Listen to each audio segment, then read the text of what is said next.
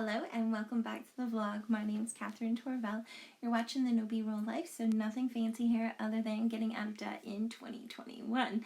So a few weeks ago I talked about ways to save money with haircuts by using Groupon and such. So I'll link that video up. I think it's this way, or is it this way? The little bubble comes up. Anyway, I'm not sure, but I will link it up above for you. Well, as we're soon coming out of lockdown, I'm not 100% sure what is going to be open and when, but what I do know is I'm not sure that the haircut experience will be the same, so I took matters into my own hands today, and I have cut it. I'll insert a photo of the big wad of hair that I did cut off there.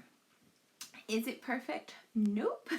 But it's done and my hair will grow, and so I actually kind of like it. And it takes 2 minutes to dry. I exaggerate. It takes about 10 minutes to dry compared to like an hour, and it will probably help me save a little bit more money because it will take not 2 boxes of hair color to color my hair. So, but before we get started with today's video, I always like to preface my videos by saying I am not a financial advisor, but what I'm discussing with you today or in any of my other videos can be found by doing your own research and formulating your own opinion just like I have. So let's get started with today's video. I wanted to discuss the various strategies of paying off debt, and maybe this will help you if you're just starting out on your debt-free journey. I really should have recorded this video last week, but yeah, I'm not quite sure what happened. So you'll remember that last week I discussed how I went from £34,000 of debt down to about £7,300 worth of debt, and how I have been able to achieve this is by using the debt snowball method. But before you decide to use any of these strategies in attaining a financial freedom, you should first know the pros and cons, and so that's what this really is all about. So the three strategies that are talked about within the debt-free journey community are the Snowflake, Snowball, and then the Avalanche. I personally think this will all come down to your own personality and how you measure success. So the first method that we're going to discuss briefly is the Snowflake. And when I wasn't intentional with money and I was floundering like a fish out of water, I was using the debt snowflake method. And at the time, I didn't know that it was called this, and I was kind of just throwing money here to this debt, and then maybe I would then throw a little bit here and, a little bit here, just as and when I had the money. So the debt snowflake method is by making one-off payments as and when you can, and that money is kind of going to go wherever you're putting it. So that captures small savings for your outstanding debt. So let's say that you work a buku amount of overtime like I used to. So let's say that your take home from that overtime is £1,000. What I used to do before I became really serious about it is I would pay £200 off of £200 each off of my 5 debts. So the pros. So I think it's maybe less pressure than having a strategic strategy and a plan like the Snowball or the Avalanche.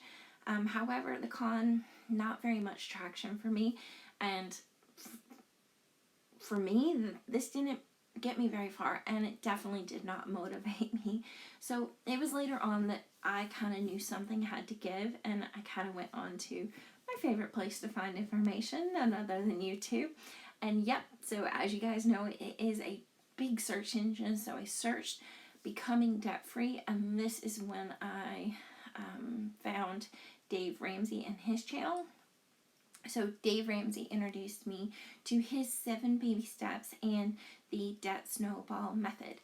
And so yeah, so once I had my aha moment, I discovered Dave Ramsey, and I knew I wanted to become serious and intentional with my money. I always knew it was going to be the debt snowball method for me. And for me, I think it is just about those small wins and, seeing a progress fast. So this is what the debt snowball method is. So the debt snowball method is a debt reduction strategy where you list all of your debts, smallest to largest, while also making the minimum payments on your other debts. So once you finish the smallest balance, you then can take whatever that minimum payment was that you were paying towards that debt and then add it to what you're now paying on your next debt. So for example, if you have £20 was your payment from last one, and you now have your next one is also £20, then you have the £40 to pay for it towards it, if that makes sense. And then it builds and it builds and it builds. And then if you have fine-tuned your budget, then hopefully you'll have a sizable amount to add to your debt snowball each month. So when I first started out, it wasn't the amount that it is now, but my debt snowball currently is £880 plus the monthly payment.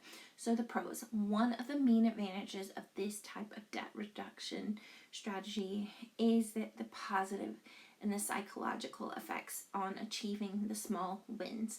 It is hoped that each small success will drive you and push you and strive you to pay off your debts quicker until such time that you have then paid all of your debts. Another benefit of the debt snowball method is simplicity. You do not have to calculate interest rates or use formulas in order to determine which debt to settle first. So that's one of the reasons why I, chose it, is because of its simplicity. So the cons is that typically bigger debts eat up more money because they often have compound interest on top of it, and it takes you longer to pay off a larger amount of debt. And this means in the long run you're going to be spending more money on interest or extending the payment period for all of your bigger loans, and as a consequence, people with low incomes may be at a disadvantage with this debt strategy because their monthly wages are not accommodating a huge loan payment.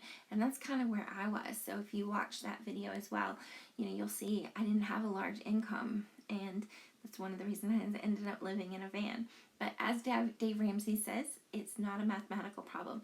So maybe your personality does not need the quick wins. Then maybe the debt avalanche method, in which if seeing the overall balance that you owe decrease quickly as possible, then maybe the debt avalanche is for you. With the debt avalanche strategy, you start by paying the debt with the highest interest rate first while making all of your minimum payments, and then just like with the debt snowball, you then take that balance and then you add it on to your next payment, and so on and so forth. And you gain momentum by paying off that first. But yeah, so the pros obviously for this strategy are often preferable because it saves you more money in the long run. Paying the debt with the highest interest rate means paying less interest overall. The cons, the flip side of course, is that tackling the debt with the highest interest rate first is likely that the debt is going to be with the highest balance as well. So high balance, high interest, you're probably going to be like, it might take you a while. But for some people, it can feel discouraging when it appears that little progress is being made, and whatever method you choose to help you attain that financial freedom, you just have to know all of these methods are heavily reliant on your self-discipline. And if you're not going to use that money that you've set aside for the debt snowball, or that you have freed up to pay off debts, you might end up into a bigger debt problem in the long run. So not great. So tell me, which method have you been using, and where are you in your debt-free journey? So if you've made it this far in the video, thank you so much for watching, and I hope that you will please like, subscribe, and comment below. And it's kind of one of those things where I'm starting to build a little bit of momentum, and I'm pleased with that. So thank you again for all the people that have been watching. And if you can do that for me, it is the easiest way to support my channel. And I'll see you guys next Sunday.